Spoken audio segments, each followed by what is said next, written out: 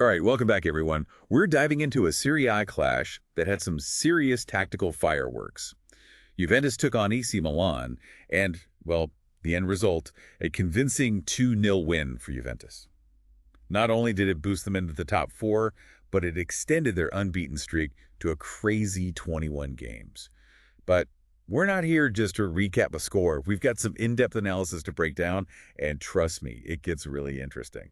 Yeah, it's always fascinating to see how these top teams approach a match, especially with some of the challenges they were facing. Right. In Milan, they were missing some key players, right? Pulisic, Murata. Huge losses for them offensively. Absolutely. So they had to lean heavily on their wingers, those fast wingers, trying to catch Juventus on the counter. It's risky though, right? That counterattacking style. I mean, it can be deadly if it works, But but it leaves you open if it doesn't. exactly. And Juventus, with their high press, well, they were ready to pounce on any mistakes. Oh, yeah. The analysis really highlighted how Juventus targeted Milan's goalkeeper, Maignan. They weren't just going for goals, they were disrupting Milan's entire buildup. Yeah, it's a smart strategy, isn't it? If you can stop the keeper from launching attacks effectively, it's like... Cutting off the head of the snake. Exactly. It throws off their whole rhythm, forces them into rushed passes, mistakes, and that gives Juventus more chances to regain possession. And they are so good at that, aren't they? Juventus, with their pressing, so organized, so aggressive. Speaking of tactics, let's talk formations. Juventus went with this flexible formation that allowed them to both defend solidly and transition quickly when they won the ball. And Milan, well, with their attack weakened, they opted for a wider setup, hoping to stretch the field, create space for those speedy wingers like Leon and Hernandez. But the question is, was that the right choice, given their missing players? Did it backfire? It's a good question. And it leads us to the individual performances. Starting with Juventus, you got to talk about Samuel Mbangula. Guy was everywhere, scored the opener. Though it did take a deflection. Yeah, a bit lucky there. Yeah. But his energy, his constant running, that set the tone for Juventus, didn't it? Absolutely. He embodies Mota's style, high energy, relentless. It wasn't just about the goal. It was about making life difficult for Milan's defenders, forcing them into errors. And then there's Timothy Way coming off the bench for Juventus. Talk about an impact substitution. His goal, that run he made, incredible. It really felt like a turning point, didn't it? Way was a brilliant move by Mota. He injected pace, directness, and Milan just couldn't handle it. Makes you wonder, was that planned? Did Mota see a weakness and think, all right, Way's the guy for this? It's so interesting how these tactical decisions play out. And even though Milan lost, we can't forget about Rafael Leão. Yeah. He was electric at times, especially in that first half. Yeah. So dangerous down that left flank. But there were times when he looked isolated, almost like he was carrying too much of the attacking burden. I mean, if Pulisic and Murata had been there... Would he have had more space, more support? Yeah, it makes you think. Were Milan's tactics too reliant on those wingers, especially without their full attacking force? It's a great point, and it really highlights the impact of those missing players. All right, so we've covered the tactics, the formations, the key players. Now let's take a look at how the game actually unfolded on the pitch. Right from the start, you could see Juventus's high press causing Milan problems. They couldn't string passes together, always under pressure, forced into those hasty clearances. It was clear that Juventus had a plan, and they were executing it brilliantly. It was suffocating them, almost. And there were moments where it felt like Milan might get back into it, but then things shifted, didn't they? What do you think was the turning point? Was there one specific moment, or was it more gradual? I'd say Weah's substitution was the catalyst. It wasn't just the goal, it was the energy he brought, the way he stretched Milan's defense, forced them to adjust. It just disrupted their flow, gave Juventus that momentum they needed to push for the win. You know, it's interesting. After Weah came on, Juventus scored those two goals, bang, bang, right in quick succession. Do you think that's typical of Mota's Juventus? Or was it just a case of them seizing the moment? It's tough to say for sure. Mota loves that attacking style, but those quick goals could be down to many things. Maybe Milan was already on the back foot, or maybe Juventus just clicked. Everything came together in that moment. It's amazing how these games can turn on a dime. So we've got Mota seemingly making all the right moves, and then we have Conceição on the other side dealing with a depleted squad. It's tempting to say, oh, Mota's a genius, but football's not that simple, is it? No, definitely not. You have to give Mota credit for his tactical decisions, but Milan were missing key players. They had to adapt, and sometimes those adaptations just don't work out. But it does raise the question, could Conceição have done anything differently, or was he just dealt a bad hand? That's the question, isn't it? And it's one we should definitely explore further. Yeah. All right, so we've really dug into Juventus's tactics and how Milan struggled. But the big question, was this win just Juventus being brilliant, or did Milan just have one of those off days?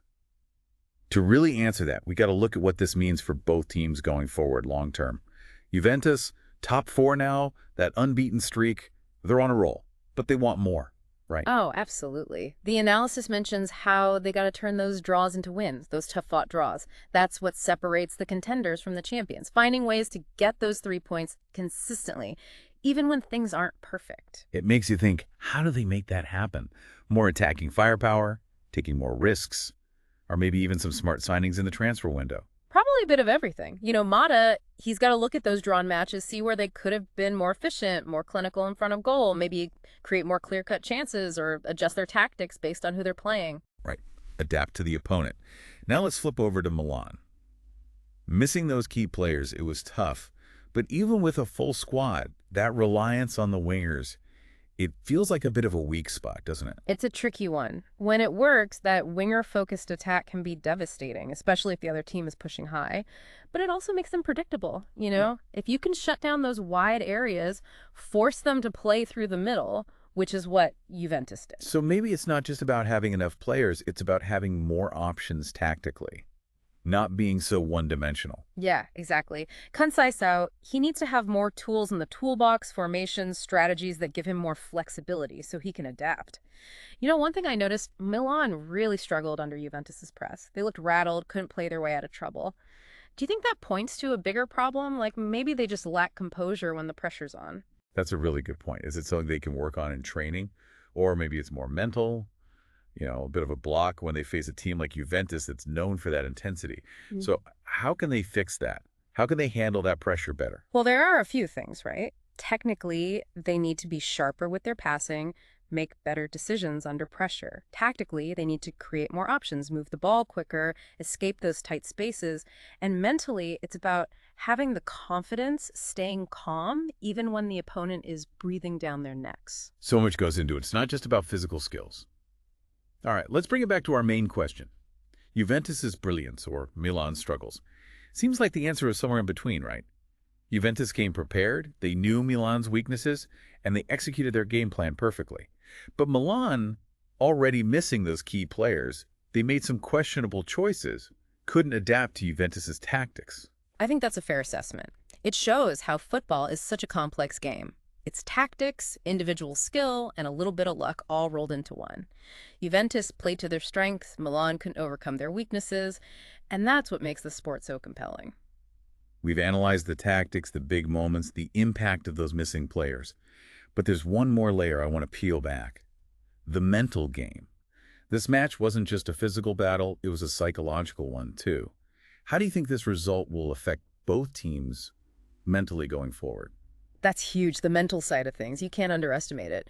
For Juventus, that winning streak, that dominant performance, it just builds their confidence, their belief. They know they're tough to beat, and that's a powerful feeling to carry into every match. For Milan, though, this loss, it's got to sting, especially without those key players. But every team faces setbacks, right? The real test is how you respond. So will this dent their confidence, or will they use it as fuel to come back stronger? It's a fine line. If they dwell on the negatives, the what-ifs, that can really hurt their morale. But if they can look at their mistakes, figure out where they went wrong, and keep a positive attitude, this setback might actually make them stronger, more resilient in the long run. It's all about perspective, right? Turning a negative into a positive. Exactly. We've covered a lot. The tactical battle, the individual performances, and the impact of those missing players. But this match, it also highlighted a growing trend in football, the importance of pressing. It's not just about winning the ball back. It's about disrupting the opponent's entire game plan. And Juventus, they did that masterfully. It's a high-risk, high-reward strategy, It takes incredible fitness, coordination, and tactical discipline. But when it works, like we saw with Juventus, it can be a game changer. And the interesting thing is, we're seeing more and more teams using it, not just in SerieA, but all over the world. It's going to be fascinating to see how this tactic develops. Will it become the dominant force in football? Will teams find new ways to counter it?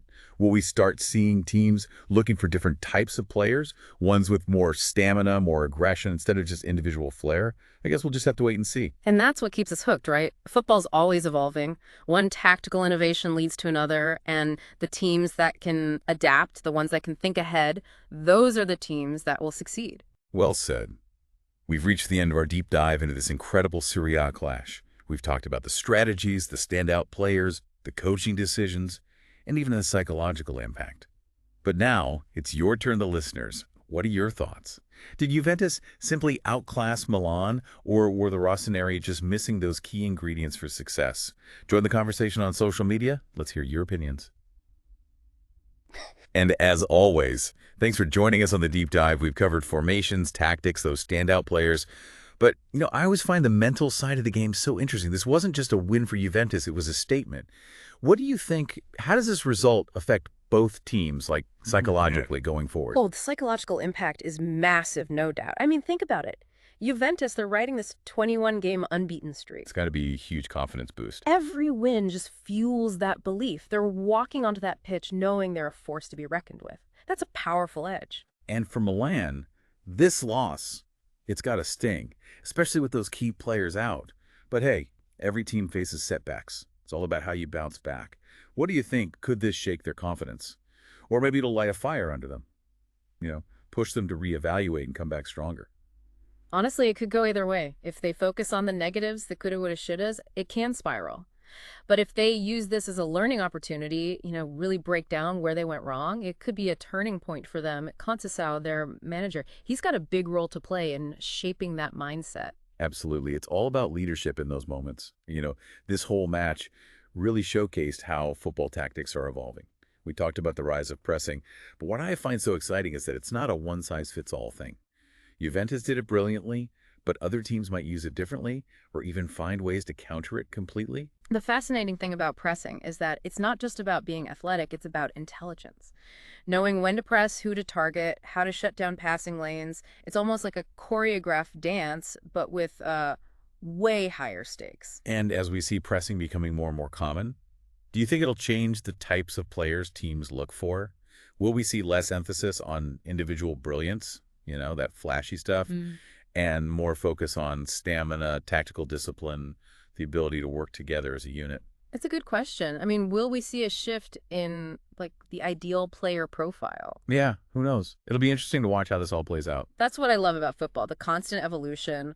One tactical innovation sparks another. And the teams that can adapt, the ones that are thinking ahead, they're the ones who'll come out on top. So true. Well, we've reached the end of our deep dive into this tactical showdown. We analyzed the strategies, the standout players, the decisions from the managers, even the psychological impact. But now it's your turn. What are your takeaways from this analysis? Was this Juventus just being a class above, or were Milan simply missing those key ingredients for success? Head over to social media. Let's keep this conversation going. And as always, thanks for joining us on the deep dive. I